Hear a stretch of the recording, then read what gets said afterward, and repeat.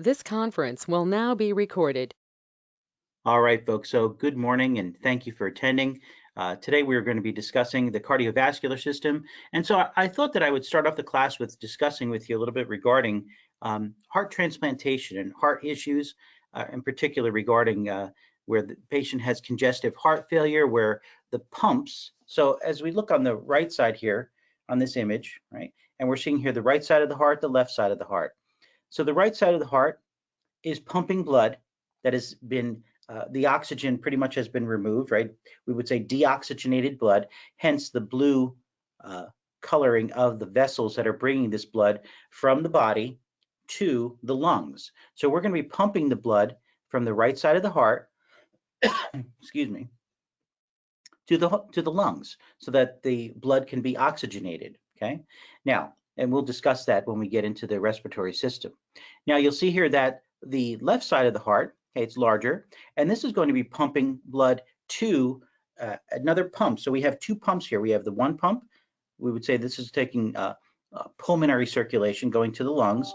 The second pump here, oh, I have to shut off the, I apologize, I have to shut off my email. There we go. The left side of the heart is larger because it's pumping against pressure, and it's highly pressurized as far as the highest pressure of the blood would be present in this aorta right here. So we're going to be sending the blood through here, through the aorta, through the aortic arch and through the aorta to systemic circulation throughout the whole body. And this would be oxygenated blood.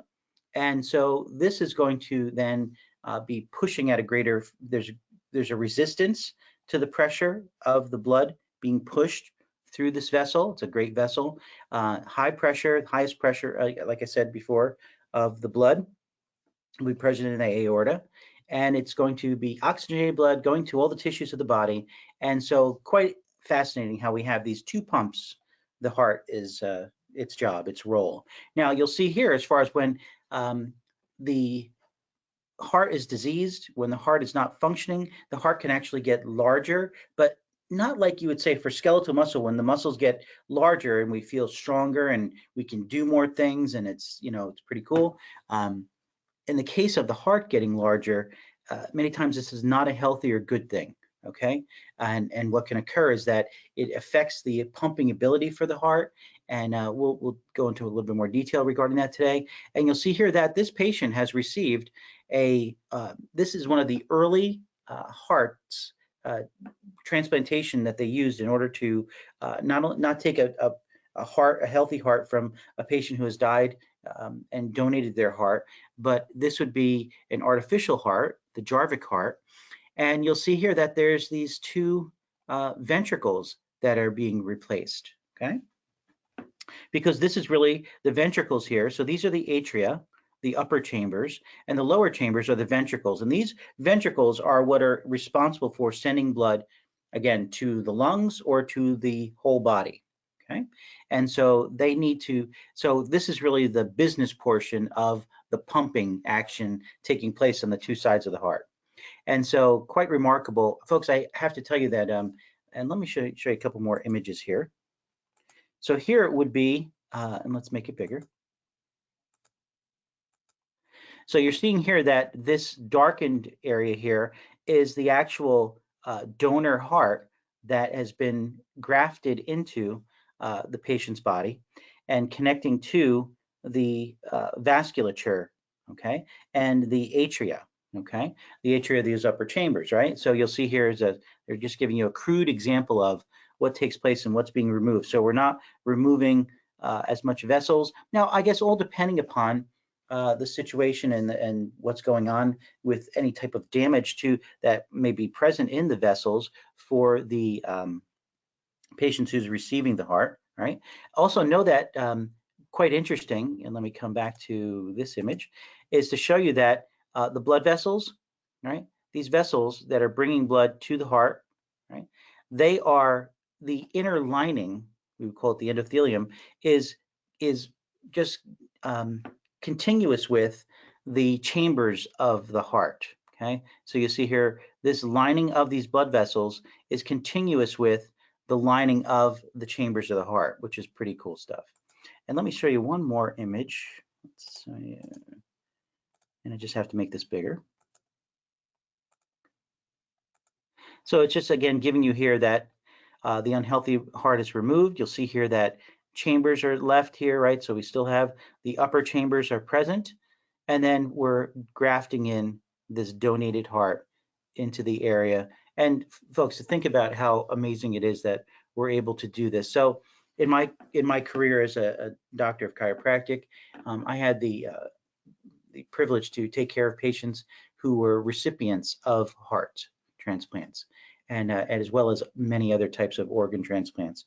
And what you'll know also, to give you, to see these patients go from, so, you know, in addition to having heart issues, cardiovascular issues, they also can have back issues, and that's why they were under my care. And to see them, you know, prior to their surgery, as far as their transplantation surgery, and then afterwards, it's miraculous. It really is just amazing how, after recovery period, right, they're able to thrive and do very well for many years. And then over a certain period of time, you know, greater than, I'm gonna say between like 6 and 10 years or so after the transplantation, the patients, both of the patients that I'm recalling, needed kidney transplants because the rejection medication. So in other words, for your body to reject this donated heart and this donated organ, they'll have to take medications in order to suppress the immune function of the body. And as such, that's very tough on the kidneys. And so then down the road, they also will need a kidney transplant. But really, honestly, the big picture of things, without the heart transplant, they would be, their time would be very limited, and death would be close by. But given a new lease on life, so to speak, right? They're able to live quite a few years after their transplantation. Now, not all, because some people, and know that when they're doing these, when they're determining who should receive these hearts, right? These donated hearts, they do take into consideration the overall health of the patient. Will this provide some additional years for the patient, or will the patient, they're so sickly that even a donated heart would only give them a short period of time to live? And so I know these are difficult decisions, right, for hospitals and doctors to make in order to determine who can receive, who can be a candidate or not. And this also is for livers and for kidneys also. And lung transplants, right? Quite remarkable and amazing. And really, just like I said, even seeing these patients after they've had their kidney transplants, to see the difference between before and after, it's just remarkable, just amazing, and really something to see and to observe. All right, folks, so we're going to minimize these and get into the PowerPoint today. If you have any questions or comments, post them on the chat area there, and it'll come up to me as I'm teaching, and I'll see that, and I'll stop what I'm doing and be able to address a question or help you, or just discuss a topic that you're interested in. But here we're looking at circulation, the heart and the blood vessels. And again, too, knowing that how important it is that we have this blood being pumped throughout the body to the cells of the tissues of the body. Excuse me one moment.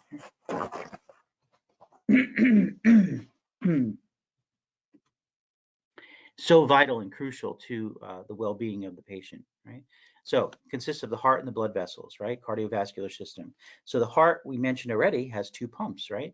And so we're the muscular pump that generates pressure for pumping the blood.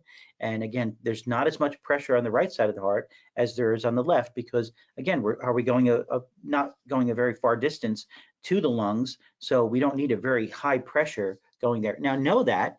And let me just share with you also, just again, this image here. And as we're looking at this image, so know that the blood pressure, the lowest blood pressure in the body, is present in the vena cava, superior and inferior vena cava, bringing deoxygenated blood to the right atrium. So that's the lowest pressure, not the capillaries. Okay, the capillaries are those very tiny blood vessels that cover all of our body, right? Those capillaries are very tiny, but it's not the lowest pressure, folks. The lowest pressure would be in the veins, Lowest blood pressure, the veins. Highest blood pressure, the arteries, in particular the aorta. And let's go here. All right, so you see here that the blood vessels, these vessels throughout the body are transporting the blood throughout, whether they're transporting oxygenated or deoxygenated blood, they're moving blood throughout the body. And so you can see all these tubes in the heart.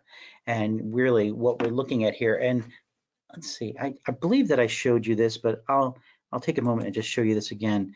From the body exhibit. Yeah, here we go. But just again to reinforce for you and show you that, folks, look at all the vessels, right? And these are not all the vessels, but look at all the many that through this plastination process and through the ability to preserve this body, they were able to preserve these tiny vessels and such. Quite remarkable, really. Here's another one, just to show you as far as an upper extremity from the elbow distal, and seeing that's remarkable. I think that's amazing.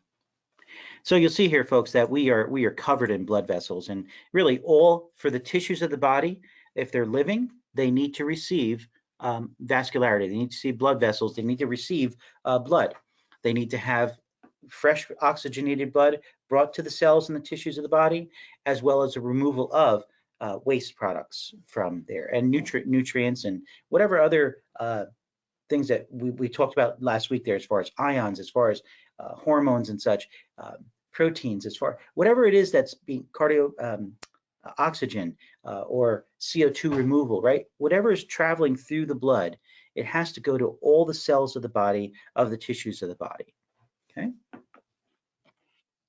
So you'll see here, as far as the vessels are concerned, we have the arteries and the arterioles, which I've put in red here just so that you're seeing that they carry oxygenated blood. The capillaries, this is where we have this exchange taking place. So blood will leave, well, actually fluid will leave, okay? Oxygen will leave, CO2 will come, nutrients will leave, waste products will enter into, right? The capillaries, okay? So narrow blood vessels, very thin, allowing for diffusion to take place, movement between the outside and the inside of these blood vessels. And then we have here the venules and the veins, and they will, again, the veins have the lowest pressure, the arteries have the greatest pressure. The veins carry deoxygenated blood, they carry waste products, CO2, right? And know that the veins have valves present also to prevent backflow, right? That's very important. High pressure are the arteries, arterioles, and then to the capillaries. Lower pressure, the venules and the veins.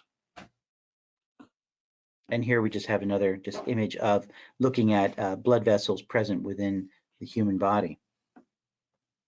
And so see here that, and I've highlighted here, that the heart's pumping action allows for pressure to be placed, that this liquid, this blood in these vessels to have pressure, to be pressurized, right? Causes small amounts of water and some proteins to move into the extracellular fluid outside of the blood vessels and into the tissues or surrounding tissues of the body and surrounding the different organs. There's a network of drainage vessels that pick up the excess fluid. This is the lymphatic system. So does the cardiovascular system? Absolutely is working in conjunction with the lymphatic system, and the lymphatic system is working with the cardiovascular system in order to provide you with your immune response. And so we'll talk about that, and it's quite fascinating. And we'll see also, as far as the movement of fluids in the body, it's really within the blood, that plasma, that's the liquid portion of the blood. This is what's going to then be pushed out of the capillaries into the surrounding tissues. But we'll talk a little bit more about that even when we get to the lymphatic system, which will be coming up next. So blood circulation essential to maintaining homeostasis, truly, right? So we have nutrients, we have oxygen, we have waste products, CO2 and whatever other waste products are being removed and in the blood there and travel to then the kidneys. Again, recall that and know this, that the kidneys and the liver are filters of blood, okay? And the kidneys in particular will filter the blood, remove waste products, and then what will happen is we're going to produce this filtrate, which will become urine, which will leave the body, right? So really very important, the urinary system, as far as maintaining this homeostatic balance and removal of waste products. And you'll see here the blood picks up and delivers a diverse array of substances from the digestive system as far as nutrients are concerned, the urinary system, we're removing waste, and the respiratory system as far as the addition of oxygen and then the removal of CO2. This is a cool image right here because it really does give you, in a nutshell, what's going on with the body as far as the cardiovascular system and what's taking place with uh, the digestive, the respiratory, here's our cardiovascular system, and the urinary system. And it's really nice because it just helps you see in one image here how they all work together to maintain homeostasis. This stable environment within the body, that the body is functioning and doing its role properly. Each of the different systems working together. Recall, I said to you, it's like a symphony. It's like all the instruments playing together. Even if even if it's not listening to a school band of these young kids playing these instruments like kind of all kind of wacky and doesn't sound all that great, right? Because they're still new and they're learning how to play these instruments. But when you hear like a symphony in this orchestra that's playing all this music that even if you don't like symphonic music, right, and orchestral music, but to hear that they're all playing together, you if you like movies, you enjoy a soundtrack, and to be able to how sound and this beautiful music can contribute to the mood of a movie, whether it's a scary movie or an exciting movie or thriller, whatever it may be, drama, comedy. But working together, it's a good thing. When these organ systems, when they work together, it's good. They bring about this healthy body that's functioning well. But when systems are not working together and systems are having issues or one issue or multiple issues, right? The body really does not have a fun time of it. And to be able to have the privilege, like I said, to treat patients for many years and to see, so I took care of their musculoskeletal needs, but also, they're coming to you with all other kinds of illnesses and problems and diseases, whether they be acute or chronic, whether they be just an infection and something that just short-lived, or chronic where they have this chronic illness that they carry for the rest of their lives and have to treat. Quite fascinating how the body does what it does. And that's what I hope that you all take away from this class, knowing that, many of you are not really involved in going to go into healthcare per se, but just that you get an appreciation for the human body, which you own, and you should know how it functions and works and be able to help your family and yourself, right? Have an appreciation for the complexity that is the human body. That's what I hope you take away from this class, truly, and want to learn more. You'll see here this double pump that I mentioned to you there, right? So the cardiac muscle, the muscular portion of the heart is what's called the myocardium. And this is the actual pumping that's going to take place, this cardiac muscle, unique and different from skeletal muscle and smooth muscle, yet there are some similarities between them, right? And we discussed that back way in the early part of the semester there as far as looking at tissues. Recall that, like, so smooth muscle, involuntary. Cardiac muscle, involuntary. Skeletal muscle, voluntary. I can think about it and make my muscles work my body and do what I need to do. But how about in the case of cardiac muscle and skeletal muscle? They both are striated. Recall that they have those striations when you look at them under the microscope, and they're unique in their presentation, right? So the pericardium is the outer, tough, fibrous sac, this protective covering of the heart, and then the endocardium, right? This is what I mentioned to you earlier there about that smooth lining of the inside of the heart chambers there and how it's continuous with the blood vessels. Okay? So the heart has two valves, okay? Two sets of valves, really. So we have the atrioventricular valves. Remember, I said to you that the upper chambers are the atria, the lower chambers are the ventricles. So the atrioventricular valves, this is the valve between the chambers, right, between the upper and lower chamber, and then the semilunar valves. This is what control blood flow out of the pumping action of those ventricles, going to the lungs, going to systemic circulation, throughout the whole body, okay? And we'll take a look at these, Okay, so this is a good, really good image. And you're seeing here on the left, it's showing you the actual coverings of the heart and where the heart is situated. This area of the heart in the central region of your chest, right, of your thoracic cavity, is called the mediastinum, right? The mediastinum. This is the area where it's kind of in the middle, but also moving. You'll see the lower chambers here to the left, pushing on the left of the lung there, not pushing, but going into that area there. So know that the left lung has 2 lobes. The right lung has 3 lobes. And so the left lung has a little bit of this indentation present there, impression for the heart to be present as far as its location. You'll see here as far as, and this is a nice image showing you that we have these arrows showing you the flow of blood through, right, through the heart and the different great vessels, okay, that are present. And you'll see here that we have this deoxygenated blood being brought by the inferior vena cava and the superior vena cava, deoxygenated coming to this right atrium. Then it's going to pass through this tricuspid valve. This is that atrioventricular valve.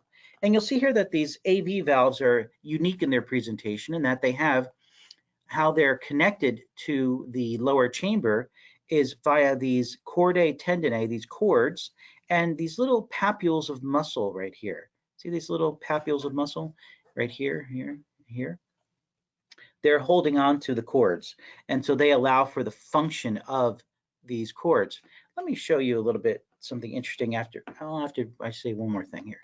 You'll see here also that we have these valves here, and these valves are these semilunar valves, and they have like these little sacs. And what will occur is that when blood fills these sacs, it will help to seal and create a close of the valves going to this here, right here, as far as the pulmonary trunk and the pulmonary arteries. Now, I just said arteries, but it's carrying deoxygenated blood. This is a unique situation where we have arteries are always taking blood away from the heart. Okay, so here we have the aorta. This is a major artery taking blood away from the heart. Well, this pulmonary trunk and the pulmonary arteries are taking blood away from the heart. It just happens to be deoxygenated blood going to the lungs. This is the only area where we have this such unique presentation of arteries carrying deoxygenated blood. Now you'll see here as far as these veins, pulmonary veins are bringing blood to the heart. Veins bringing blood to the heart. Again, this is an exception as far as that these pulmonary veins bringing oxygenated blood to the heart from the lungs on that left side there, okay? So that's the only two like really exceptions as far as veins and arteries are concerned as far as what they're carrying. Now look down below here, and then I'm going to show you a video that there's not going to be any volume present to it, but I'm going to talk to you about what you're seeing. So you'll see here that this tricuspid and this bicuspid. So this AV valve right here is the bicuspid. What the proper term that we use is the mitral valve, which was brought about as far as the terminology there because the bishop's mitre has 2 portions to it. And so you'll see here that the bicuspid valve has 2 cusps to it. Okay, so that's on the left side of the heart. So the bicuspid, aka the mitral valve, tricuspid valve on the right side, left side mitral valve, aka the bicuspid valve. And here you're seeing that presentation, and here the semilunar valves you're seeing here is how they have these little sacs that fill up with blood and help to close the valves. Now know that when there's issues with these valves not closing properly, that's going to affect the amount of blood being pushed as a result of the pumping action of the heart to wherever it's going. And having these valve issues can be quite severe, and sometimes it can just be very minor issues, and the patient can live with it. They can replace it with animal valves like a pig valve or actual artificial valves. Or there's multiple choices that they can do in order to repair these valves when they're not functioning properly. I'd like to take a moment and stop here and show you a video.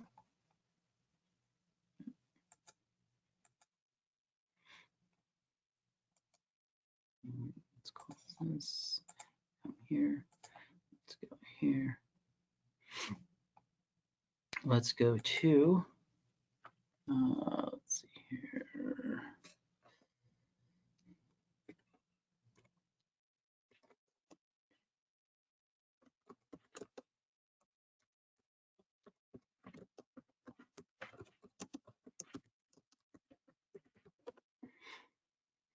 Here we go. Okay, and this is really an interesting video. I'm going to make it larger. And what you're seeing here, folks. Cardiac conduction system consists. So I'm going to mute it here. So we're just, I don't need to hear it, but just you'll see here is that we have, as far as the conductive system of the heart, the electrical aspect of the heart, right? In order to have contraction taking place. And I'm going to turn off the closed captioning just so that you can see there's no obstruction of the video. And what you're seeing here, folks, is that these areas of the heart, we have this SA node, we have this AV node, we have a bundle, we have these bundle branches and these Purkinje fibers. They're in yellow here, right? What this is this is the conductive pathway of the heart, allowing for contraction of the upper chambers to take place, as well as the lower chambers to take place. And you'll see here also that they're going to show you the EKG, this reading that we're doing as far as observing the actual, like the presentation of the heart's electrical activity. Okay, and so let's just take a look at this for a moment. I'll just talk you through it. And what they're going to show you here throughout this video is that the upper chambers are filling, right? And then there's going to be a contraction of the atria, where we're going to have blood. So the contraction, see that electrical activity? It's going to send an electrical wave. This nervous system, right? The nervous system control is really these action potentials, these electricity that allow for contraction of the musculature. It's going to move from area to area, allowing for then these upper chambers and these AV valves to open and pushing blood to what? The ventricles. So here are the atria. Here are the ventricles. They're going to fill as we have then this contraction taking place. The valves will close. And then what's going to happen, folks, is that we're going to have this, again, this electrical, the body's electricity present within the heart to pass along these bundle branches and these Purkinje fibers to allow them for contraction of, as a unit, these ventricles. And these ventricles will then do what? They're going to push the blood to the, right through in here, right? Let me go back for a moment here. They're going to push it through the pulmonary trunk and the ascending aorta into systemic circulation and to the lungs. And here we have that EKG, that representation of the electrical activity of the heart. And you'll know when you see this and you see that it's a straight line, that it means that the patient is no longer, their heart's not pumping, and then this is clinical death, right? Now, so he's gonna talk a little bit about this. I want to get you to the point where you see, the areas of where the electrical activity and what's taking place as far as on the EKG, right? And where it's representing, you'll see this move from area to area. And you're going to see just how we have this contraction of the atria, the upper chambers, the opening of these AV valves, the filling of the ventricles, the opening of then the semilunar valves, and the movement to the lungs and to the rest of the body, systemic circulation. To the lungs for oxygenation, to the body in order to oxygenate the cells and tissues of the body. So pretty cool stuff. Yeah, interesting video. So you see here, we're going to end up having contraction that will take place, opening of these valves, these semilunar valves, and sending it to the lungs, sending it to the body. And just see, I just want to make sure that they're showing you that. Oh, okay, because he's talking about what's going on. And there we go. There we have then the contraction taking place, the movement of the blood to the lungs, to the rest of the body. Pretty cool stuff. All right, let's go back to the PowerPoint here. So here we have, as far as structures are concerned, so we've talked about these valves. Now, I'm going to mention to you about what's called the cardiac cycle, right? So the sequence of contraction and relaxation. So there's a contraction, then there's a very brief relaxation. So contraction, relaxation. And then during that relaxation phase, we're having then what? The filling of the chamber. So contraction is called systole, and relaxation is called diastole. And so the systolic blood pressure is the pressure that's upon the contraction phase, And the diastolic phase, that lower number, so like 120/80, that lower number is the diastolic number that we have as far as for the pressure is concerned. And we'll talk about that in a moment there.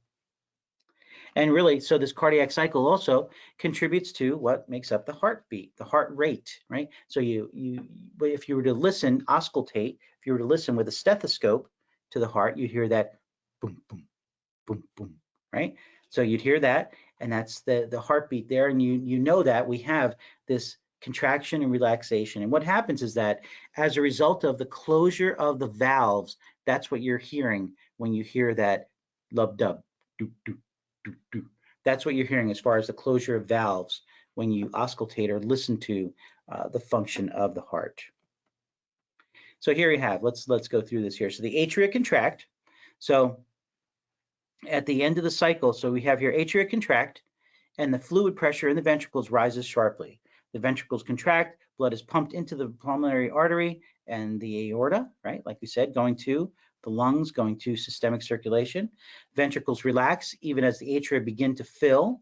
So, and they start another cycle where the fluid pressure in the filling atria opens the AV valves, those atrioventricular valves, the tricuspid and the mitral valves, and blood flows into the ventricles, and this cycle is taking place. And so again, the closure of these valves, closure of the AV valves, closure of the semilunar valves, gives you that lub-dub. Doop, doop, doop, doop. All right, very good. I just like doing that. So you'll see here that we've talked about the pulmonary circuit or the pulmonic circuit, the pulmonary circuit, and the systemic circuit, meaning the blood is going to the lungs, the blood is going to the cells and tissues of the body. Okay, so you need to know those terms. Again, two pumps are present in the heart. You just think, oh, the heart's a pump. Well, no, it's two pumps. Again, going to the lungs and going to the tissues of the body. And so know that lower pressure, higher pressure. And here's quite an interesting image here, just giving you a little bit more detail regarding what's taking place as far as the different circuits. So here we have the pulmonary circuit going to the lungs, and then here we have as far as the systemic circuit going to all the areas of the body. And really, folks, right, so the importance of oxygenated blood getting directly to the brain in order to provide the needs that the brain has. The brain needs a lot of food, a lot of nutrients, as well as oxygenated blood. And here you're just seeing, and this is just a preserved specimen, again, seeing all the vasculature that's comprised of the heart and such. And what you're seeing here, folks, is that, and I want you to know that the heart is receiving the most oxygenated blood in the body, right? The freshly oxygenated blood is coming from the right and left coronary arteries, which are the first branches that come directly off of this ascending aorta, okay? So here we have blood is going to be going from here to the brain, and then we have to the extremities right here. Pretty cool stuff. So this is freshly oxygenated blood traveling through these arteries here, okay? It's providing this oxygenated blood to the heart so that the heart does not fatigue. Think about that, right? All the other muscles of the body, they can fatigue.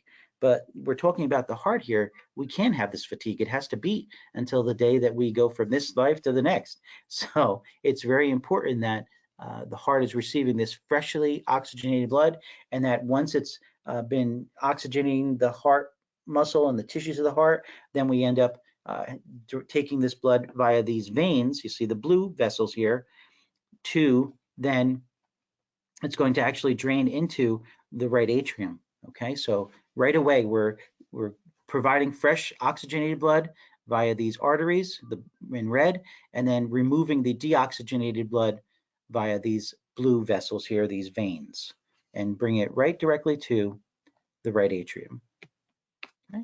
And then you're seeing here also, as far as this is pretty neat, as far as in the abdominal pelvic region here, and the importance of, you're seeing here as far as the nutrients that will be, so the removal of waste, the removal of CO2, and then also making sure that we're bringing blood to the liver here. The liver is a very important organ that not only is involved in detoxification of the blood and for the body there, but also for the production of the synthesis of many proteins that are present within the blood, that circulate within the blood, and that are important for your immune function as well as other functions.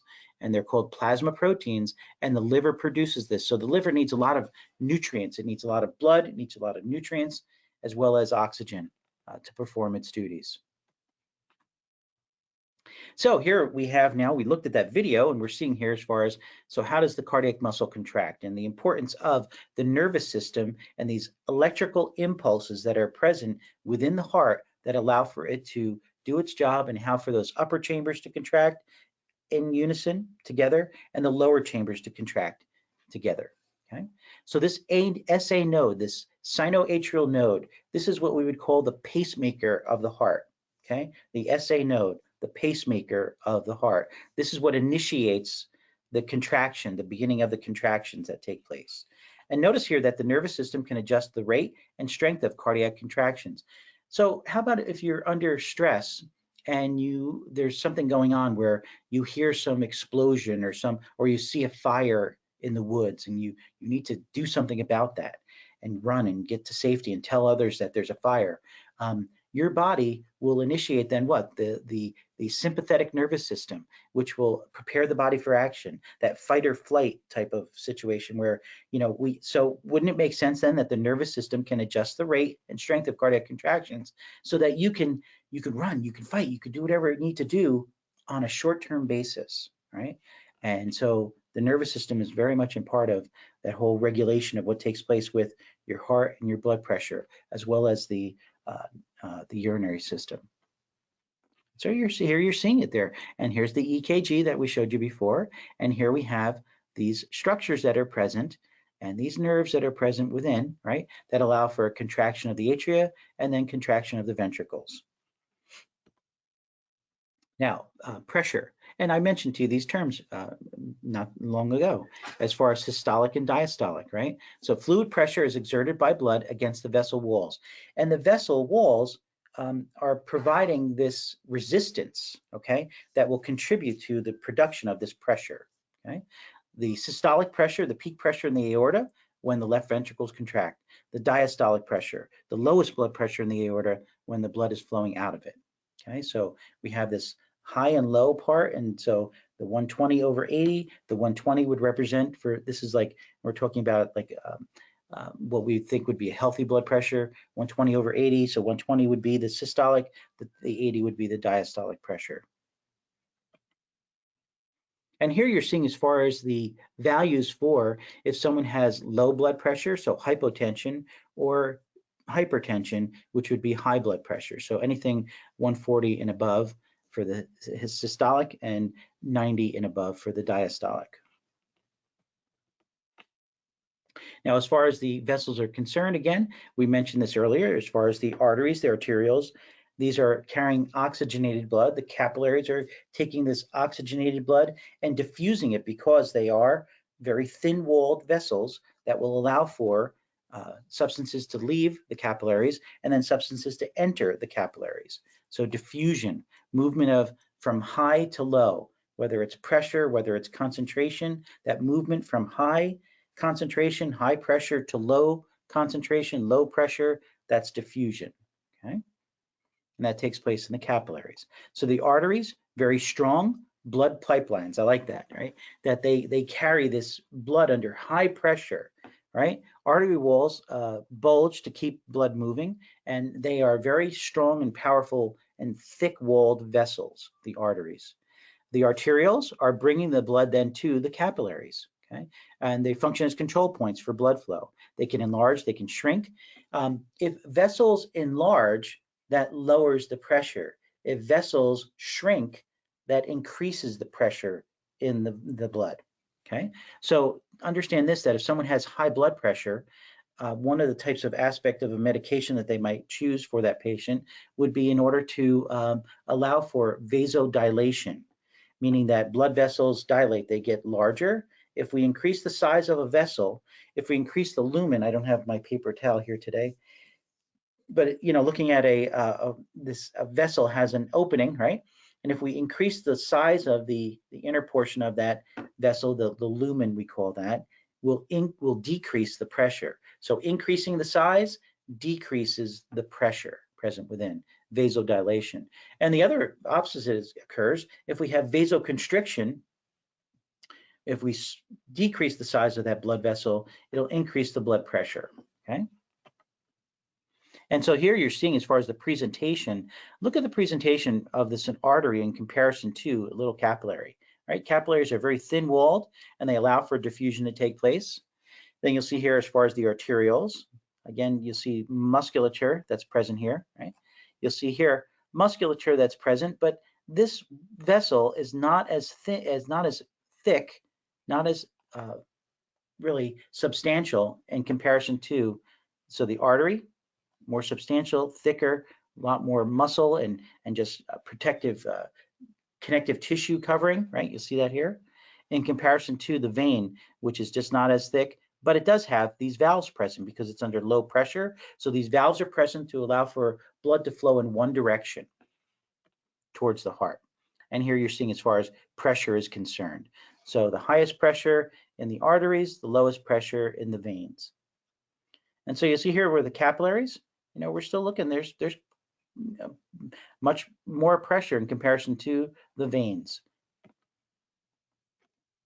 Here are these valves, and these valves and the working with the musculature of the body. So know that the contraction of your muscles, so as a result of you moving, allows for enables the blood in the veins in particular, which are under low pressure, to move the blood to the right side of the heart. And again, these valves will provide in the veins one-way blood flow, preventing backflow. Venules and veins, right? So here we have these little veins taking blood from the capillaries. And again, then these veins, low resistance, large diameter in comparison, but low pressure, okay? And valves are present. We have, see, I mentioned here regarding vasodilation, vasoconstriction. So vasodilation, we have this enlargement of the lumen, the inner portion of the blood vessel, vasoconstriction, a narrowing of, making it smaller, the vessel diameter. Vasodilation lowers blood pressure, vasoconstriction raises blood pressure. Okay? And baroreceptors just mean that these are pressure receptors present, right, in the arteries that will monitor what's going on with the blood pressure, and if the body can do anything as far as maintaining homeostasis and controlling what's taking place with the blood pressure, we can. It's just that what'll occur is that patients that have high blood pressure, that's myself included, have issues that where there are other contributing issues to it as far as patients' weight is concerned, as far as their genetics. So my mother has high blood pressure and her mother had heart issues and cardiovascular issues. So these things can be also, you know, passed down via the genetics from one generation to the other and affecting issues with blood pressure. All right, so let's looking at capillaries here, and capillaries so important as far as, again, diffusion of material into and out of the capillaries and allowing for then really controlling, delivering blood to nearly all the body cells, okay? So very important, okay? Now know that, again, the skin, as far as the integument, the epidermis, is avascular, right? There's no blood vessels in that outer layer there of the skin, yet we have blood vessels in the dermis, that next layer that will give nutrition to and give oxygen, give nutrients, and remove waste from the cells of the epidermis. And then as the epidermis gets to the outer layer, the very outer layer, that's that layer that's dead cells filled with keratin, that protein. Okay?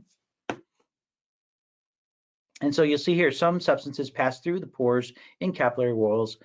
Pores filled with water allow passage of substances that cannot diffuse through the lipid bilayer. So there's other ways also of movement of material out of the capillaries and into the surrounding tissues. So you have those pores that are present. Okay?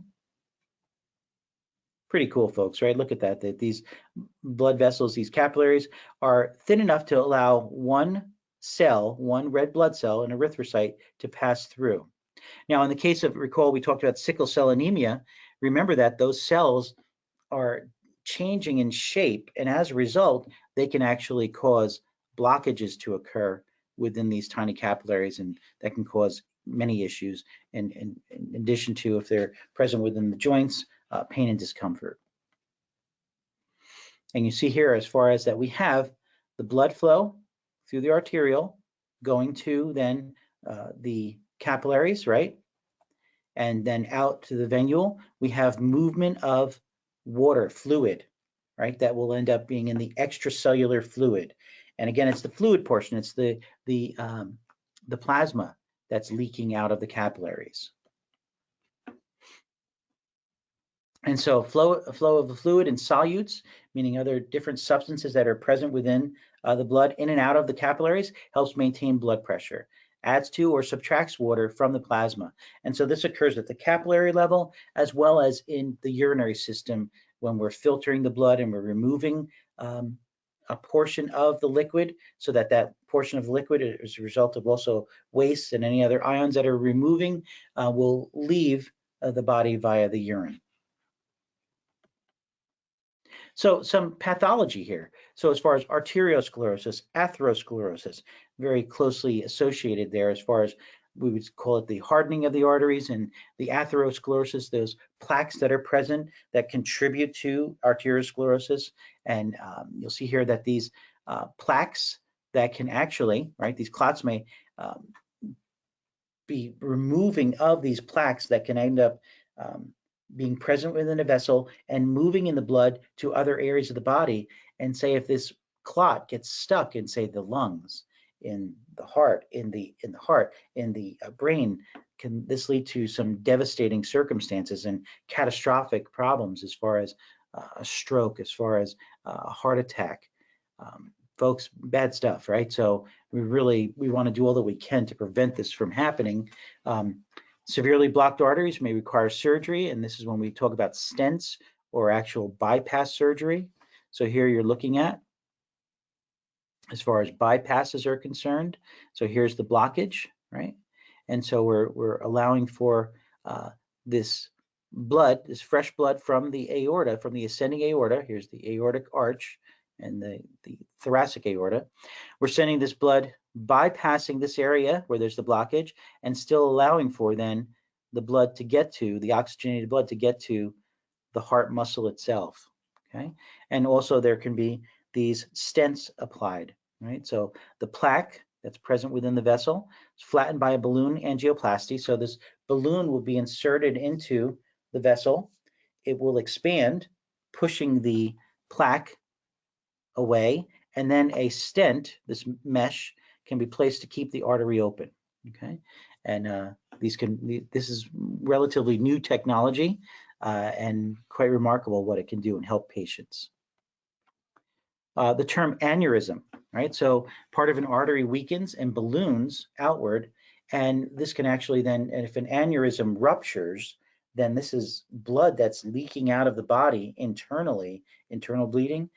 If it bursts, blood loss can be serious or fatal, okay? And, you know, imagine this being in the brain, imagine this being in the abdominal cavity. I'll show you a type of aneurysm that chiropractors are able to see on X-ray, and it's a triple A, abdominal aortic aneurysm. Here we go.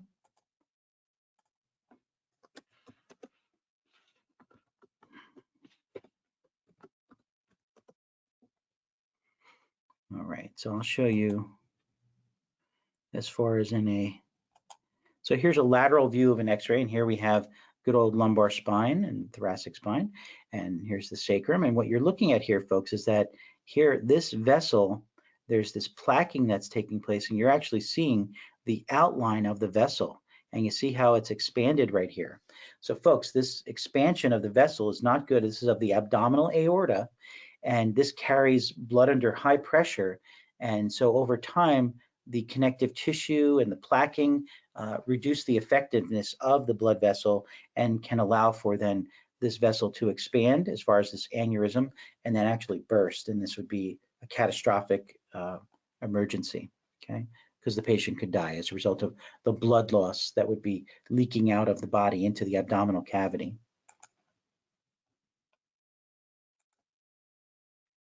And let's see here, okay. Heart attack, or also called a myocardial infarction. So damaged or death of the heart muscle due to, right? So why would the heart muscle die? Well, it would die as a result of this issue with, so we're seeing right here, right? So without the bypass here, here's a blocked vessel. And so anything distal from this vessel, the tissue could die, right? It will die as a result of no oxygen, no nutrients reaching the tissue. And know that when heart muscle dies, it's replaced with scar tissue, not heart muscle. Okay, so that's really very serious. That reduces the effectiveness of the pumping action and really can lead to an early death for this patient. Heart failure, right? So heart failure, the heart muscle has been damaged, been weakened, and it can't pump properly. So really, it's failing to do its job as far as pumping blood to the lungs, pumping blood to the systemic circulation to the whole body, right? So not meeting the needs of the body. Arrhythmias, this has to do with that instead of that, we have this, there's issues with the beating of the heart, which will in turn lead to what? So atrial fibrillation, medications can be given so the atria don't properly contract like they should. But when there's ventricular fibrillation, this folks, they need to have the pads, the AED used, they need to have a jolt to the heart, electrical shock to the heart to bring it back into its normal sinus rhythm of do, do, do, do, right? It's just the ventricular fibrillation. It's just not functioning properly as far as the contraction is concerned because it's receiving issues with the conductive pathway, that electrical aspect of the heart and ability for it to contract properly. And this is an emergency. This will lead to patient's death if not brought back into normal sinus rhythm. There are times when patients have to go to the hospital for procedures that they'll actually have to damage some areas of the heart in order to block the improper pathways of this electrical activity, leading to these arrhythmias. And sometimes that can work, and many times it does. But if it doesn't, then there's other issues that they have to do that are more complex, and can be a challenging issue dealing with arrhythmias. Know that there can be very mild arrhythmias, or there can be more severe arrhythmias. And inflammation, a factor in cardiovascular disease, where there's chronic inflammation, that's never a good thing, okay? And so the inflammatory response is a normal immune system response. It's a good thing, short term. Long term, it's not a healthy or good thing. And here you'll see here as far as plaquing taking place in the arteries of the heart, not good. This can lead to, again, issues as far as blockage and clots being removed from the area and traveling in the blood and blocking small vessels. So inherited predisposition, so genetics play a role. Issues with as far as your diet and nutrition and blood fats that are being produced by your body as well as being taken in by your body. Hypertension, high blood pressure, obesity, smoking, lack of exercise over the age of 50, inflammatory issues as a result of chronic infections, high blood levels of C-reactive protein. So there's issues where there's also problems with the actual function of the different organs, as well as the processing of proteins and such, elevated blood levels of homocysteine. So yeah, so there's just issues with the actual homeostatic balance of the body. And so these are the risk factors. Infections, so infections and heart defects. So you'll see here as far as chronic, so infections like a strep infection, which we do have strep bacteria present within our body, right, and on our body. And this can be normal in normal circumstances when a patient is healthy. When a patient is unhealthy and they end up having an infection and it goes to the heart and in particular to the valves, it can really affect the ability for the valves to function properly. Endocarditis, also again another issue as far as with heart valve issues.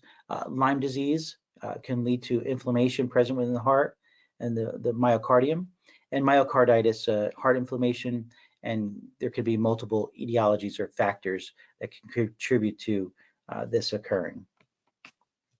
So cardiac arrest as a result of major medical emergency, blood flow to the brain must be restored within 5 minutes or brain cells will die, right? The central nervous system cells will die as a result of lack of oxygen, lack of nutrients, very bad, right? So really as a result of a heart attack, we need to do CPR as soon as possible in order to contribute to the blood flow of the blood flow through the body, and in particular to the brain. So CPR done, right? Chest compressions can keep the blood flowing. And really, even if you don't do the breaths, but just do the compressions, you'll enable the flow of the blood to get to the areas of the body and allow for that the patient to quite possibly live. And to make it where we have then someone will come along with, say, the AED, right? So the automatic external defibrillator, which can help to give a jolt to the heart and restart the heart, okay? And bring about that normal sinus rhythm of the heart. And if you don't know anything about doing any type of first aid, it really is a wise idea to do that and to be able to know that for your own family, as well as for your own self, as far as wherever you may be. Can be quite helpful, and you never know when you may have to use it. And as far as blood pressure generated by the heart, contractions keep the blood flowing. Absolutely, we know that. Blood delivers the whatever it's carrying as far as oxygen, as far as nutrients, as far as hormones, as far as ions, whatever it may be, to the body cells and carries away waste. Blood flow adjustments to different body areas made by vessel contraction or enlargement. We talked about vasodilation. We talked about vasoconstriction. Blood distributes the body heat. And so know that by you exercising, by you moving, right, this increases your core body temperature as a result of the movement of the muscles and the work of the muscles, and that heat will be carried through the blood. So when you're very hot after exercising, can you get red, right? Can you have this reddish appearance? Because you're becoming flush. And this is a way that your body can vasodilate and relieve some of the heat that's being produced as a result of you exercising and working, right? So that's what goes on there. And then blood clotting allows the body to sustain minor wounds and such. And so it's your Wolverine healing factor, the ability for your body to receive some damage and repair it. Now, major large vessel damage, we need to do certain first aid and surgical intervention, because your body's not going to be able to repair that. But smaller injuries and such, and smaller vessel tears, the body can do what it can as far as clotting and healing those damaged areas. All right, folks, so let's